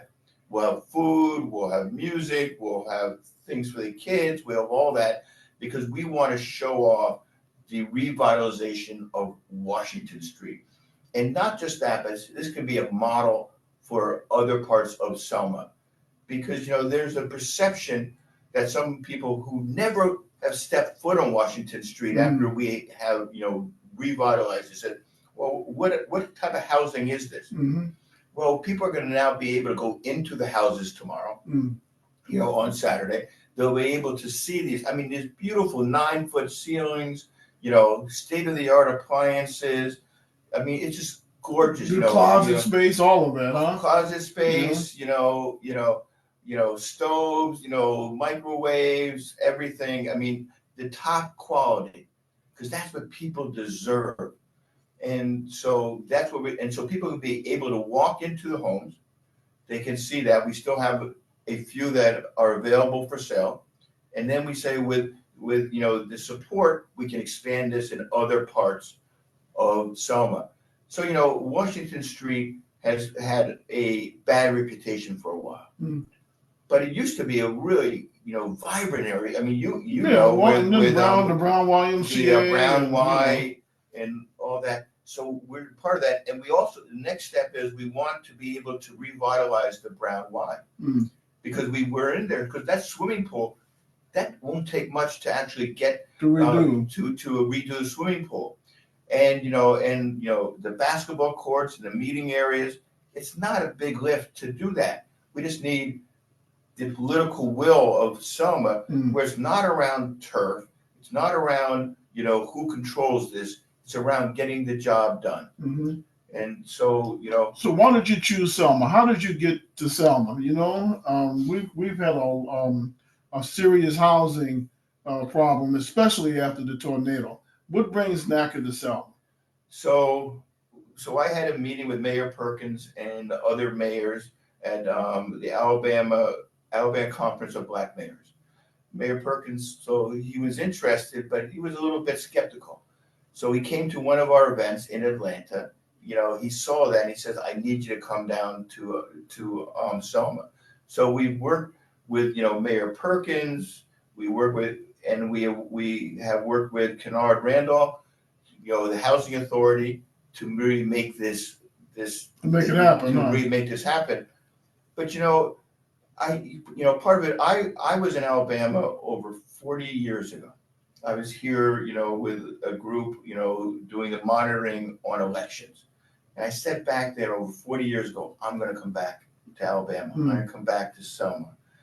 And, and we did it because Selma, it's really frustrating. And I understand it where, people come here on Bloody Sunday, all these politicians, and they all say all these wonderful things and nothing happens.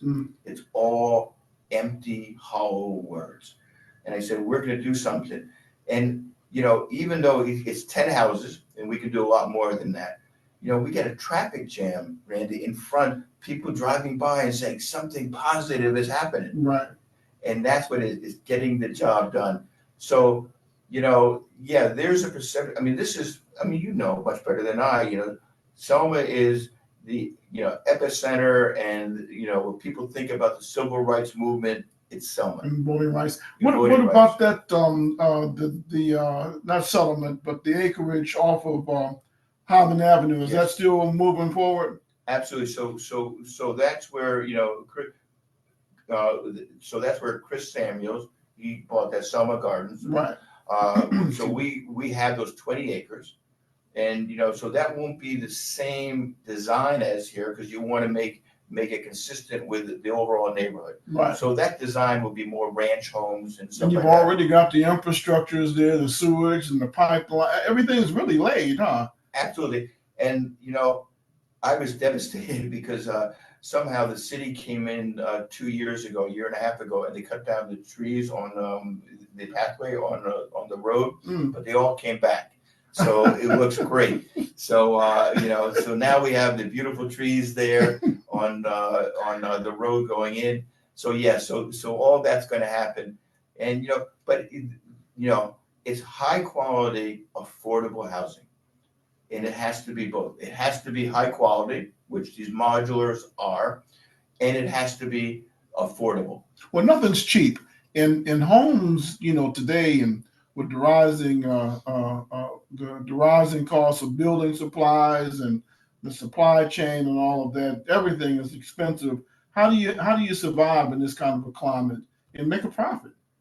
Well, we are a nonprofit, so we're not making a profit on it. But when do you think we can build? So think of it, Randy. You got this 1,450 square foot house. You got 3 bedrooms and 2 baths, and high quality backyard fencing, everything, all the appliances and all that. So we're selling those for $169,500. So someone with a Section 8 housing voucher can make the full payment with that. So it's really affordable. So it's at a below market price on that. So, we're not making any money on it. But we think that, even the ones that we're going to do in Selma Gardens and out there, it could be that price and maybe even less. And so, and I guess everybody would say, well, how do you do that? You know what I mean? That's still pretty close to $200,000, but those vouchers and you have a way to be able to work with what a person's present income is, and you adjust the mortgage based upon what their annual salary is. How does that work? Right. So you combine these beautiful new construction homes, modular, with Naca's Best in America mortgage.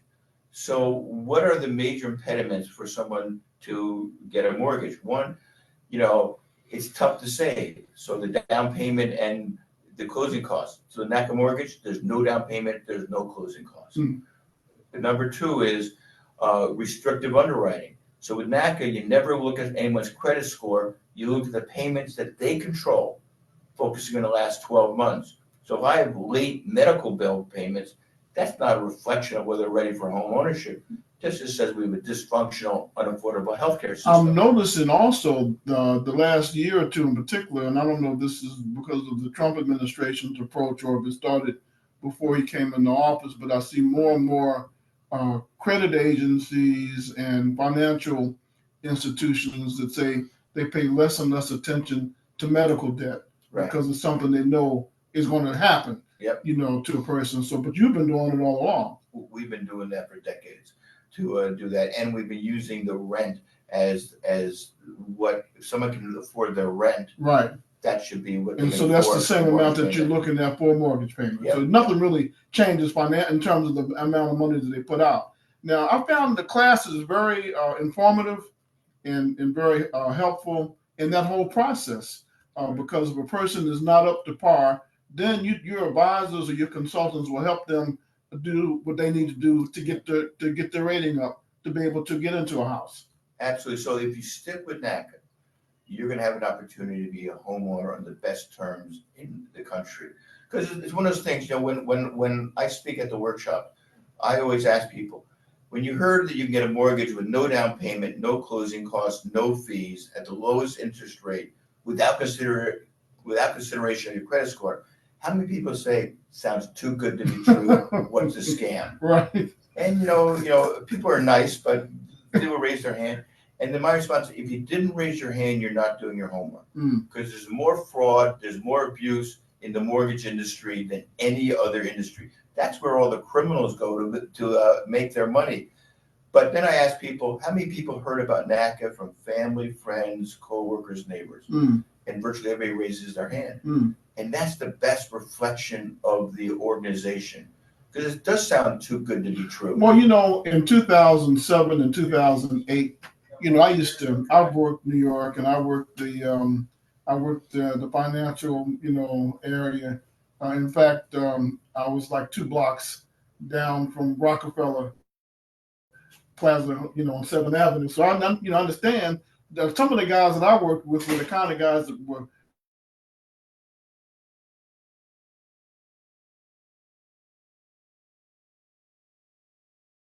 they were probably laughing when they inked the deal, and so a lot of people got scammed from what I could see because they were sold that they were going to be paying one rate for mortgage, and then 2 or 3 years later it balloons into a triple the amount that they thought they would pay, and they lose everything. So how does NACA navigate around that, and how do you address that as an issue? So I wonder whether you're there. We took over the Wells Fargo building. So we had a couple hundred people go in there, and we shut it down in huge buildings and shut it down so none of their executives could get out. So we blocked the exit to the subways and all that. So I wonder whether you were there, Randy, when I don't know if I was there. What year was that? That was in 2009. No, sir. No. That. But you're right. I mean, that mortgage scam, because people, they targeted often minority home buyers, but it was a home ownership deception scheme. Because if I'm qualified for a mortgage and I pay it on time, let's say that mortgage is $1,500 a month. But that mortgage in 3 years is going to double to $3,000 a month. And it's going to increase after that. It's a home ownership deception scheme because it was never intended for that homeowner to stay in that house. Right. It was intended. Shouldn't the banks have seen that though? Shouldn't the experts, so-called experts, shouldn't they have recognized that when they first signed the paperwork? So everybody was part of it. I testified in Congress. I testified in September of 2000.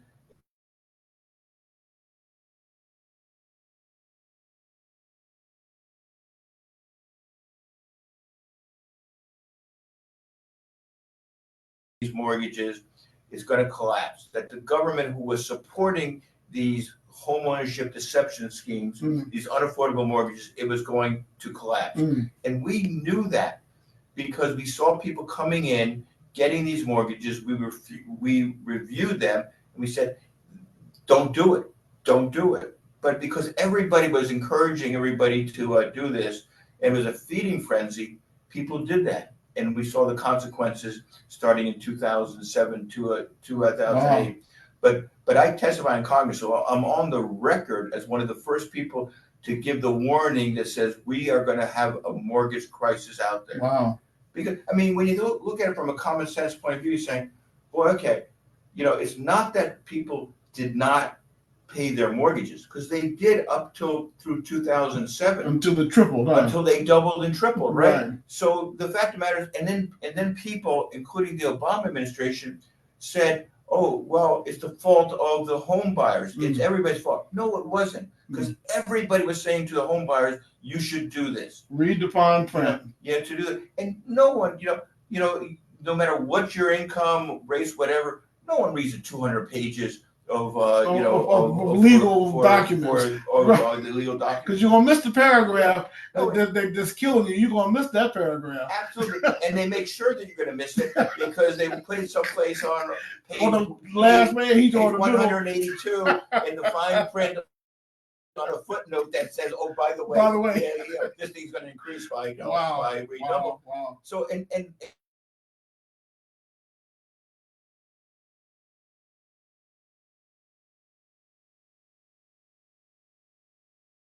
we are critical of what he was doing or not doing for the home buyers. So we've taken on the banks and beat them. We've taken on the government and beat them. We've taken on all the players out there. So the beneficiaries of all these campaigns are home buyers who never thought it was possible. Now, what about people who are listening now? Do they have to, and they don't own any land, or if they do own land, will you purchase land and bring the modular home to a particular location, or are you basically dealing with the modular homes that you have, like Washington Street, for instance? How do we deal with that? So all those scenarios you're saying are absolutely available and possible. So you want to be able to do that. So what we're doing in Selma with Mayor Perkins and as well as Kennard Randolph, head of the housing authority, is that we're getting those properties for $1. And so and to do that, so we could put these houses on, and there's a lot more houses that we. But you also have to demolish the homes that were there before. That has to be demolished, right? Right. Or if someone has a house that it needs remodeling, remodeling, we could also do that. So you can purchase that house, and then you have money set aside after you close to do the renovation. So it can be the one-offs. It can be a block like we're doing on Washington Street, and so it could be a property that someone owns. So all those options are there, but we say to people, come down to Washington Street tomorrow, because you've got to see. When you ask why Selma and why Washington Street, it's because you take on where it's most needed. I mean, we were here in 2023 during the tornado. We were doing an event here, and we had the satellite link, Musk, satellites. We had that. So the emergency services used our satellite link during the tornado or the after effects of that. So we were here. So the church that we were at, that was hit by the tornado. So we said, we're not going to leave. We're going to stay, and we're going to do this. We're here for the long haul. We're here for the long haul. And it's somewhat frustrating when you have some of the city council members and you have people for political purposes saying, oh, these houses are not, these are tractor trailers, or these are trailer homes, or they make these factual lies. Misinformation. It's a lie. But they're lies. So we said, if you want to criticize, fine, but come by and do your homework. Come by, see the homes, go through the homes, and then you'll know that everything you've been saying that for political purposes is an absolute lie. But we said we're open to everybody, because I think Selma's not different than a lot of other cities. It's politics, right? It's turf, right? But we got to get beyond that and say, what will benefit the people, and not who's going to get credit for it. Yes, and we do give a lot of credit to Mayor Perkins. We do give a lot of credit to, Kennard Randolph, because we wouldn't be here without them. But that doesn't mean that you exclude anybody else. Right. That doesn't mean that you can't work with everybody else out there. Right. So it's not like you're part of one group versus another. We're all in this together. You're trying to connect for the long silos. term. Yeah, Yes. I got you. And so how do you feel? Are you satisfied with the progress that you've made so far? Or do you, would you like to be in a different, in terms of volume, how close are you to your goal? How do you feel about where you are? Oh, I feel great. I mean, you go down Washington Street, and it's now one of the nicest streets in all of Selma. I mean, the sidewalks, the trees, the road, the houses, everything. I mean, this It's there now, huh? This is where people want to live. Right. And so, and that's a model. But those 10 homes, that's a start. It's a start. It's a start. Right. But we want the support of everybody. We're not. Look, we didn't come in. We haven't asked for one penny, and we're not asking for one penny. So this is something that we want to demonstrate, because we absolutely understand that people are cynical, correctly so, because people come here, they make all these promises, and nothing happens. And then they usually leave. And they leave, right? But so here we said, let's demonstrate, not by words, but by deeds. And that's what we've done. So come down to Washington Street, tour the homes. There's still, a few that are available, three bedrooms, two bedrooms, and then look at the plans, which will have plans for where we want to build in other places of Selma. And remember, we can build houses. It takes about 2 months from start to finish, 2 months or less, because these are factory built homes. And then you bring them in, then you ship them in. Right. So at the same time that you're doing it in the factory, so by the time it starts the factory to when it gets finished, that is 2 weeks. During the 2 weeks, you're building the foundation.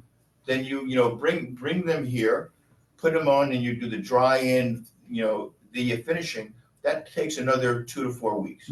So you're talking about revitalizing a neighborhood and beautiful homes in less than 2 months. That would ordinarily take a year or two, and massive amounts of government funding and subsidies.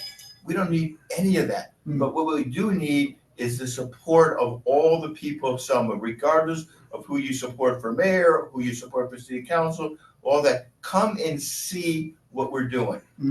Now, educate yourself about what's going on. Now, what about that one day? And I'm assuming you're going to have some more workshops. Yes. But the first part of the workshop is just a really eye-opening educational process. And I'll tell you what I did learn also when I went. At the end, when they ask you to do what you need to do by your cell phone, everybody, it was only one person out of 200 people that didn't know how to use their cell phone with the instructions. And that told me, right, I said, no, everybody knows how to use the internet and the cell phone. Yes. And so it was just, just a good thing. But I'm trying to remember, it's something about that day or those classes, though, that makes people, I think, assess where they are financially and see what they need to do to get themselves together. Yes. And so, what's the youngest and what's the oldest age you can serve? There is no limit. There's no limit. Either way. I mean, I say to people, you almost have an obligation to go through the Naca program because it's not just that you're going to be buying a house, but because we're going to help you with your financial management. That's financial literacy. Yeah, is what it amounted to. Absolutely. So you know where you're spending your money, right? And you know how to save more because, well, maybe I'm spending, whether it's spending for coffee or nails. What was impressive to me was when you get the bank information, that in a matter of minutes, it can tell you exactly how your money was spent. Absolutely. And what you got left over, what you don't have, and where you're at. I was just impressed with the technology, and with the software. was able to do. You may have a go ahead. And I would just add one more thing to that, Randy, is that a lot of people, yes, you're comfortable with your cell phone and all that, but we have an office here, right down the street. Mm-hmm. So if we have kiosks, so if you're uncomfortable, with the computer, with putting in the data and all that, come to our office, and we will assist you in putting in all. Now you're in the old Black Belt Foundation building, right? Yes, yes. And that's near the corner of Furnace and Lauderdale. Yep. And like you said, it's right down the street. We may have a couple of calls for you. They may have some questions. Viewpoint to their caller. Good morning to Mr. Naca. I want to say especially thank you for remembering us. I'm getting the impression that you were one of the inspectors, or I don't know what you call it now, but you were one of the monitors of the election during the time, and all of you people, back, if I remember correctly, all of you people were so quiet and so patient that you did observe, and you brought your observation back to our community. And that's what I am proud of. I just want to thank you. I don't know how to thank you so much because I remember that block very well. As a matter of fact, I was just on the other side down the road, Tabernacle Baptist Church, as I was growing up. So, having grown up in that community, I knew all of the neighbors and all of the houses that were on that street.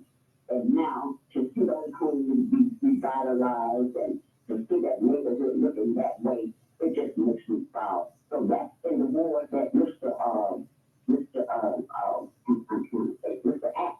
Johnson is a part of. So it really verifies the fact that we thought he might not have been doing anything, but he has been doing something because I'm sure that project has been going along because of your efforts of putting the team together. Thank you, Selma. All right. Thank you. Thank you very much. Thank you so much. Yeah. And go ahead. Absolutely. And when you talk to people about Washington Street, it seems like everybody's lived on Washington Street. and everybody has a story about Washington Street. And if you haven't lived on Washington Street, you've definitely been in the Brown Y. Right. To do that. When I was a teenager, I have a long history with the Brown Y from way back from when I was 12, 13 years old. My first karate, I took karate at the Brown Y. We did African dance at the Y, practice there. It's it's a lot of stuff. So yeah. But and all that. So we cost out. You can do the complete renovation of the Brown Y for about $1 million or $1.2 million. We're talking to Charles Barkley about whether because he is interested. He had some of his people come on down to look.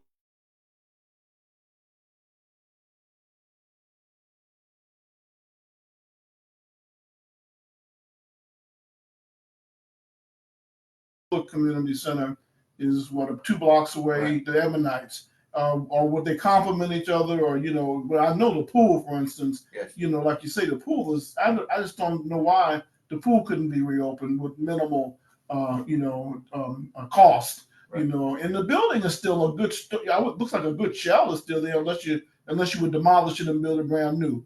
I don't know. No, the shell is in good shape. Right. It's just the roof. You're exactly right. The pool is in good shape. It's right. holding water. It's in really not bad shape at all. And the basketball court is not in that bad shape either. What about the floor? Did the floor get messed up? Yeah, so you have to do some stuff with the floor, absolutely, because there's rain coming in. Right. But it's not in bad shape. So it shouldn't be about, there's needed services. So it's not a competition. It's about need to have a place to go swimming. Right. I got you. That's hot here, right? Right. Yeah. So you need. I know that's right. And there's a need for more of the programs for basketball and and all that. Well, Boys and Girls Club would do something like that perfectly, huh? Yeah. So it fits. Yeah. So it's outrageous that it's not there, and yet the city council gave away some of the money that was going to be dedicated to do the Brown Y. So, so you need a city council that Back says, to politics again. yeah, back to the politics. We try to stay out of the politics, Right. but but you can't help it. Well, you what need you're people doing in though, there. with what you guys have done to Washington Street and that particular block, should make it easier and facilitate a philanthropic organization to take an interest and say, well, now we can help complete that neighborhood. Absolutely. And serve it. But that's already happened in the sense that two of the houses, because they were built, they were given away. So they were. Yeah, how did that go? Oh, that went great. So the Black Belt Foundation, they saw the houses. They said, this is great. So they bought them and they gave them away to two needy families on that. Wow. So the idea. Yeah, I was there on the first giveaway. Yeah. And they were really excited about that. I guess so. Absolutely. Absolutely. So when you think about it, when you build it, people will come. But you need a city council and you need the politicians who will get over this turf issue. And and we know, I mean, look, there's a lot of it, inside dealings that happen. There's a lot of that stuff that you said, it's just not right. Right. It's not right. But we've kept our focus. We said we're going to do Washington Street. And yes, I call out to every member of the city council, to every politician, you have an obligation. If you're going to criticize something or if you're going to speak on something, do your homework. That's why we sent out a mailer to every home saying, come down to the block party, enjoy the food. Why is it important for people to show up tomorrow, even if it's just for a few minutes? Because they got to see, because it's hope. It's hope that says this, what we did in Washington Street, the toughest street in all Selma to do a revitalization. This is what Naca has done in partnership with Mayor Perkins, in partnership with Kennard Randolph, right, to do that. This is what's possible in other parts of Selma. And if you're a homeowner, there's also assistance that you can get to actually do repairs on your home.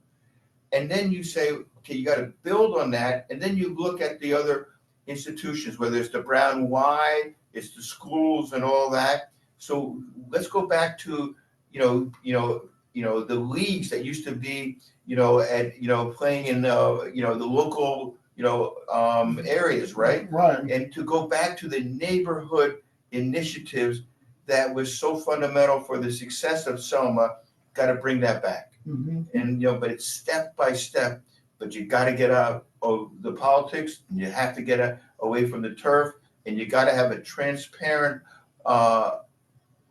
program where whoever gets the bids on things, everybody knows what the deal is, and you don't have those inside deals. Everything is out and open. Absolutely. Transparent. Yep. Okay, well, we're getting ready to run out of time. We've got a few more minutes left. What I'll do is take a break, and then when we come back, if there's anything that you want to say, or this would be a good time for you to, to get anything else out. We'll be back with more after these messages. That's fine. I'm so glad I'm part of Naca. Glenn's been part of Naca for Did you go many to the decades. thing last night? Yeah, I made it. You made it. Yeah, it looked like because I rolled by. It looked like I saw it was a pretty decent crowd. But the road said, "You voted for Smithman in 2000. I don't know why you voted for the white man." She's still talking the same stuff, huh? Yeah, I'm surprised she didn't say the eyes of justice are watching you, Drano. Well, but the corruption. I mean, we're still on Facebook, so okay. Yeah, that's so you'll be aware. Yeah. Yeah. I'll talk to you after. Okay, all right, that's fine.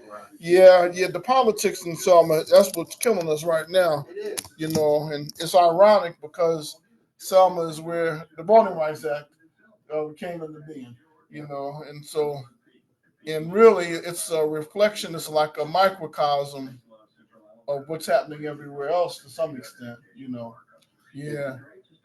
Bruce, they're gonna get a chance to see the houses, go inside the houses, right? So it's a nice chance to see the property. Yeah, you can see that it's not a trailer. And not only that you can go in and see them, you can actually put an offer in to. Oh, really? So you have an opportunity to buy. Yeah. Okay. So you'll have an opportunity to buy the house.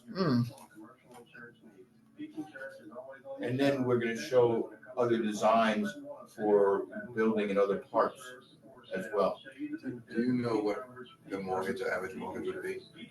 Yeah, so you would be paying about, for the 3-bedroom, 2 baths, about $1,100.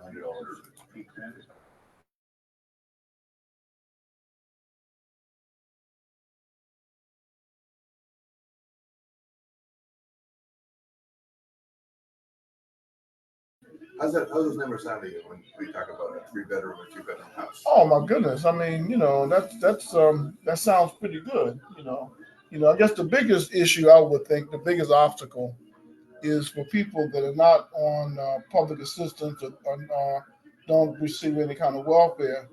The working poor, I guess, would be my question. About the level of medium income in Selma and Dallas County. How does that? What kind of a scenario does that make happen? You know what I mean? But you guys have a way to adjust the price, though, right? Yeah. And what would be the average rent here? I'm hearing. I don't know. I hear a lot of different rates, but I don't know. I would think $600-700 might be the average. You wouldn't think it would be, but I think it might be somewhere around. I may be wrong, though. I don't know for sure. Our guest is the founder and CEO of Naca, Bruce. And this is not Bruce's first rodeo or his first time here, And I think, as I remember, you also were kind of active in the '60s, weren't you? Or was it from afar? But it had an impact on you. In Bloody Sunday and the Selma movement, it impacted you in some way, from what I remember. Oh, absolutely. I mean, so that was 40 years ago, and then the 1970s.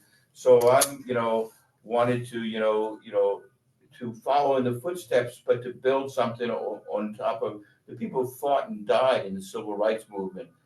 And so when you talk about economic justice, you got to talk about affordable home ownership. You got to talk about that and to build that. So the idea is to build on that legacy. And there's no better place. There's no more important place to do that. So you're not just talking. You've come in, and not only have you not just talked, but you have the visible proof, the measurable proof in those homes on Washington Street. Now, of course, it's not the whole city, but it's a good start. Well, it could be the whole city. I mean, and that's what we want people to come tomorrow, because we want you to come tomorrow, whether you're a homeowner, home buyer, whether you have Section 8 or not, come by tomorrow from 12 to 5 to spend some time and go through the homes. So you're going to be able to tour the homes.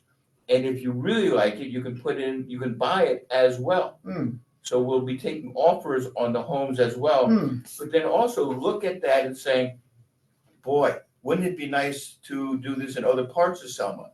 Wouldn't it be nice? Because the system and the process is there to do that. We just need the support and the participation of people. So now, how can people support what you're doing, even if they're not in the because you said everybody needs to get on board. How can other people help that are not home buyers or already home buyers? How can the community, how can the citizens of Selma and Dallas County help support what Naca is doing to make sure you get it, to help you get it done? So they should go to our website at naca.com, and they can see how they can volunteer, participate. But also come down tomorrow. Just come on down tomorrow. Talk to us, because it's not just in Selma. It's, as you say, in Dallas County. It's around the country. We've done over 75,000 mortgages. Over 90% of our mortgages are to people of color. We have a foreclosure rate of 0.00012, about 1/100 of 1%. So we have demonstrated nationwide that NACA program is the most successful. And even with the Trump cuts and all that, and we're HUD certified, we're still growing and we're expanding because we're not dependent upon those grants or anything like that. Mm-hmm. So, it's really getting the job done. And before I forget, I knew I remember that it was a very thorough process that you go through in terms of people having to provide documentation. And when you talked about Mr. Diamond and his workers and all the people that work in these banks, cleaning people's homes and all that, but you don't have a problem with the illegal immigrants, though, huh? No. I mean, because they have to prove their citizens first. Huh? So we used to do the I-10 lending. So whether you're here,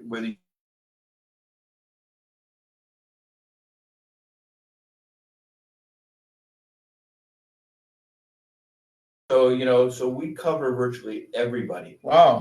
Out there, and so we want to make the Naca standard the national standard.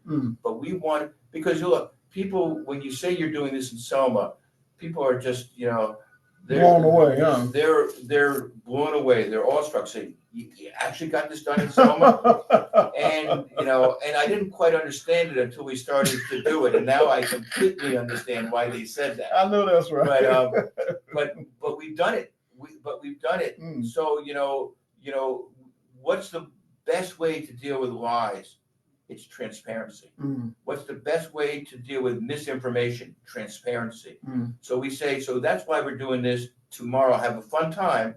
There's DJs, there's music, there's water slides for the kids, there's jumping things, for the kids, there's food, there's all those things. But most importantly, tour the houses. See the house. See the street. Yeah. Saying, as you heard from the caller. Right. Washington, everybody knows Washington Street. Right. Yeah. Everybody knows that. Come and see the revitalization, the new Washington Street as a vision for what can happen throughout Selma and Dallas County. Well, thank you so much, Bruce. I can remember when we first met, Washington Street looked like a dump. Yep. But now it looks almost like a gated community. Yeah. Pretty close to that kind of a look. And so I want to thank you personally, and I appreciate you coming back, not just leaving. You know what I'm saying, and building people's hopes up. But no, you're making it happen. So thank you and your team. And look, I gotta thank you, because when you have educated me about Selma, you educated me about how it works, and you've been doing this for a long time, but you have been, a trailblazer here, and we appreciate you. And you saw at the beginning, right? And you said, "Well, this is going to be a real test, right?" So, and the pictures and the video, you got everything. You've used some of that stuff, huh? Yeah, absolutely. Yeah, well, good. I'm glad And at 1 o'clock in the morning, where it's raining, we're trying to put the house on the foundation and all that. Wow. We've been through all those things. Yes. Wow. Well, thank you. We're out of time. Thank you for listening. Tomorrow, 12 noon until 5 on Washington Street, in the same vicinity as the old Brown YMCA where the building is. I'll see you Sunday morning. I've got I'm doing gospel on Sundays from 9 until 11. And then I'll see you Monday morning, the good Lord willing, for the normal time. You have yourself a safe and enjoyable weekend. We still have a heat alert for today, but that changes tomorrow. The temperatures start to become comfortable as of tomorrow. Thank you so much. Have a good day. We're going to join Fox News already in progress. It's 10 o'clock.